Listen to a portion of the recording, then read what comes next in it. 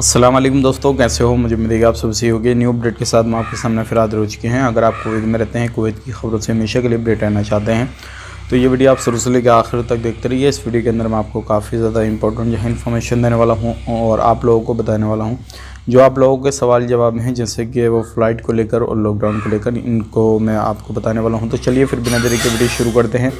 लेकिन उससे पहले मैं आपको बता देता हूँ, चैनल हमारा पहली बार देख रहे हैं, चैनल को सब्सक्राइब करें और साथ ही साथ बेल आइकन ज़रूर प्रेस कर दें ताकि हमेशा आपको इसी तरीके से कुवैत के बारे में इंफॉर्मेशन की वीडियो सबसे पहले मिलती रहे। तो यहाँ पे हम बात कर लेते हैं। बहुत सारे लोग हमसे सवाल कर रहे हैं कि भाई अभी जो है कुवैत में लॉकडाउन लगने वाला है या नहीं लगने वाला है, इसके बारे में कुछ बताइए।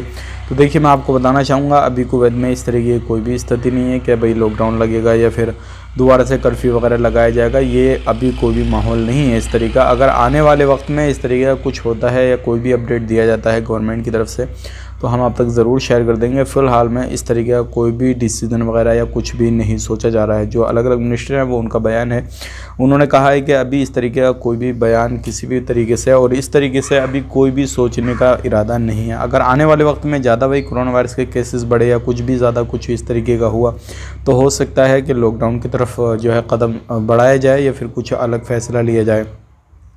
अब यहाँ पे बात कर लेते हैं रूल रेगुलेशन की।